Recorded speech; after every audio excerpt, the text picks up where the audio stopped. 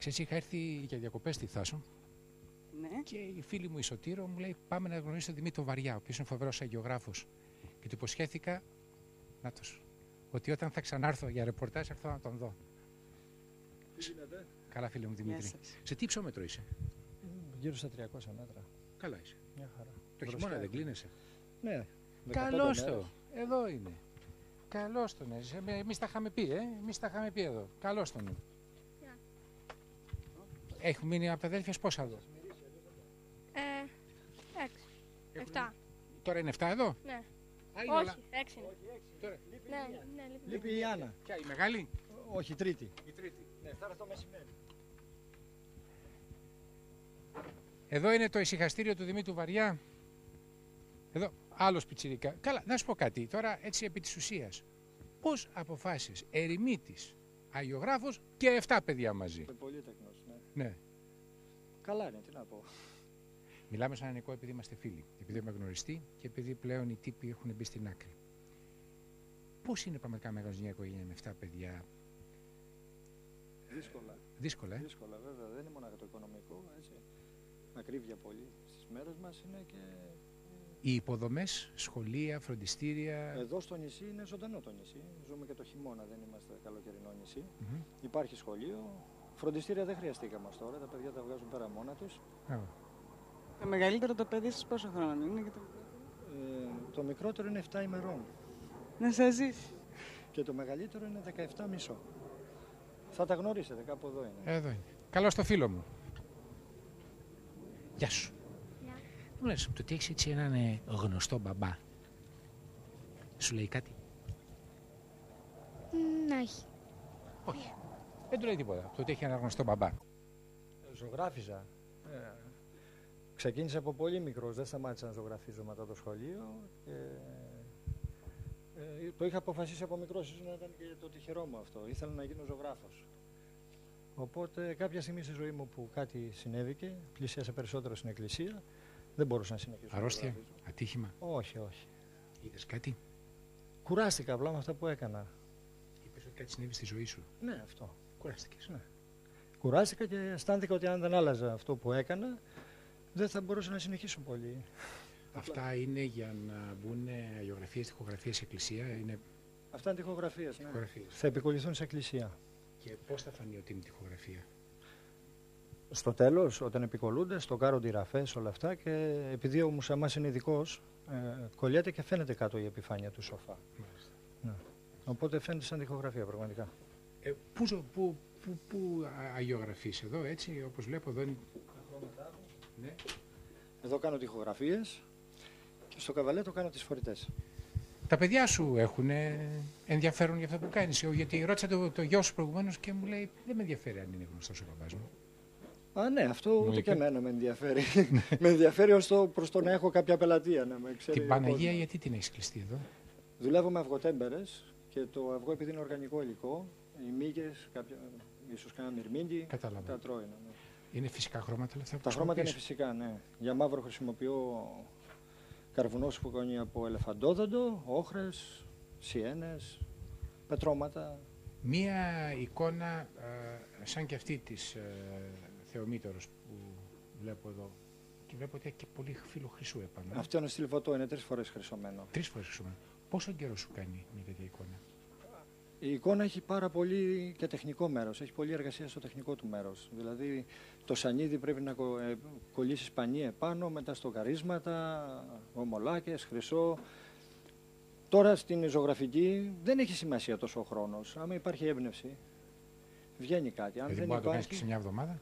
Μπορεί σε μια εβδομάδα, μπορεί και σε 3 μέρες, το μισό χρόνο.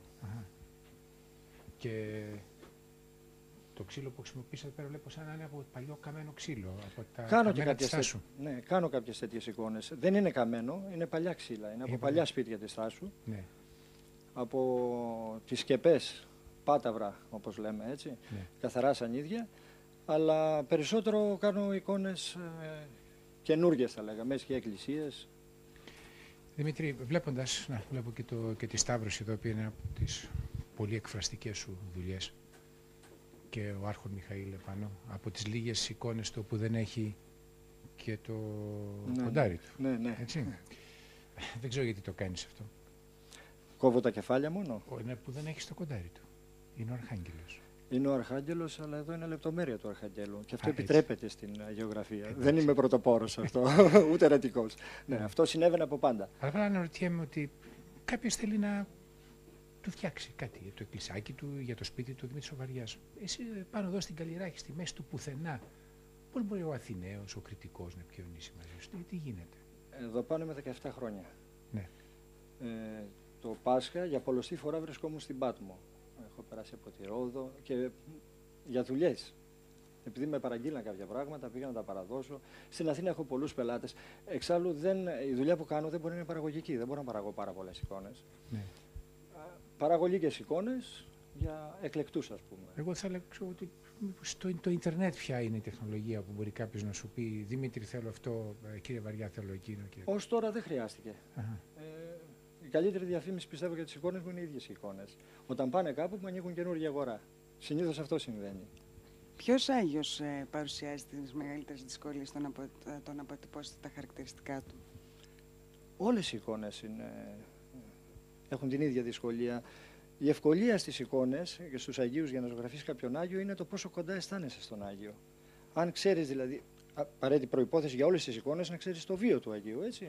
Πρώτα διαβάζουμε την ιστορία του Αγίου και μετά ξεκινούμε την αγιογράφηση. Αλλά με κάποιους Αγίους έχουμε ιδιαίτερες σχέσεις. Ας πούμε τον Άγιο Παντελεήμονα τον δάμε ιδιαίτερα. Τον Άγιο Γεώργιο, τον Άγιο Δημήτριο που έχει το όνομά μου, τον Άγιο Σιμεών. Αυτούς τους κάνω όχι με περισσότερη χαρά, αλλά με περισσότερη ευκολία θα έλεγα, γιατί μέχρι ένα σημείο είναι οικοί πια, είναι γνωστοί. Όταν ζωγραφίζεις τι ακούς? Ακούω ελληνική μουσική, ραδιόφωνο μερικές φορές και τζάζ, πολύ τζάζ. Περισσότερο τζάζ θα λέγω, όχι κλασική τζάζ. Είσαι θρήσκος? Ναι, πιστεύω. Πιστεύω και λυπάμαι που δεν πιστεύω όσο πρέπει ίσως, τόσο βαθιά όσο πρέπει. Και φαντάζομαι ότι δεν μπορεί να ξεφύγει και κακή κουβέντα από το στόμα σου. Αυτό εντάξει, όχι. Και κακές κουβέντες λέμε και πολλά, μέσα στα πάθη, άνθρωποι μέσα στα πάθη είμαστε. Αλλά ο χριστιανός, αυτό που θέλουμε, που είπατε, θρήσκος, νομίζω ότι ουσιαστικά είναι αγωνιστής. Είναι αυτός που σηκώνεται μετά την πτώση. Όχι αυτός που δεν πέφτει, έτσι. Με τα παιδιά σου τι σχέση? Και η μεγάλη σου. Καλό στο κορίτσι μου. Δεν είναι η πρώτη σου η κόρη, τότε και δεν είναι. Τι κάνεις? Μια χαρά. Πώς είναι η ζωή δίπλα σε έναν αγιογράφο, ο οποίος βεβαίως έχει μια άλλη τάξη μέσα στο σπίτι και δεν αφήνει τα πολλά. Τα αφήνει το παιδί σου να πάει σε καμιά δίσκο? Φυσικά και τα αφήνω. Ελεύθεροι άνθρωποι είμαστε. Εντάξει, έτσι δεν έχει εδώ πέρα τη εκκλησία πράγματα. Εδώ είναι η Ιωάννα, ρωτήσατε. Όχι, είναι πολύ ελεύθερα τα πράγματα. Δεν έχουμε κανένα παράπονο. Μας κάνει όλα τα χατήρια ο μπαμπάς και εντάξει. Όταν τελειώσει, θα κάνεις, θα φύγεις από το νησί ή θα μείνεις εδώ να βρεις κάποια δουλειά? Θέλω να σπουδάσω, θέλω να περάσω στο Πολυτεχνείο. Σαν αρχιτέκτονας, αν τα καταφέρω βέβαια. Και μετά σκέφτομαι να γυρίσω στο νησί. Μ' αρέσει εδώ, είναι πολύ ωραίος ο τόπος. Καλή μαθήτρια. Μέχρι στιγμής είμαι άριστη. Δεν μου λες, σε βάζει η μάνα τώρα να σε αγκαρεύει το να προσέχεις άλλα 5-6 από κάτω? Σίγουρα χρειάζεται λίγη βοήθεια στο σπίτι, γιατί είμαστε αρκετοί, πρέπει να βοηθάμε εδώ μέσα. Είσαι πολύ πολύ γλυκιά. Την είδα και το καλοκαίρι που πέρασε εδώ. Έχεις καλά γλυκά παιδιά. Ο τόπος θα κάνει έτσι. Ο τόπος θα κάνει. Δεν σε πειράζει που είσαι εδώ στην εξορία, στη μέση του πουθενά, αλλά πανέμορφα? Όχι και εξορία. Αυτό είναι ένα υπέροχο μέρος. Μ' αρέσει πάρα πολύ. Δημήτρη, θέλω να είσαι καλά. Σε ευχαριστούμε πάρα πολύ που μας άνοιξες το εργαστήρι σου, που μας άνοιξες το σπιτικό. Εκεί ποια είναι? Η Άννα, αυτή που λείπει. Η Άννα που λείπει. Έχεις προσωπογραφίες όλων των παιδιών σου? Όχι ακόμα για όλα. Ναι. Ωραία. Λοιπόν, και πάλι σε ευχαριστώ πάρα πολύ. Να είστε καλά.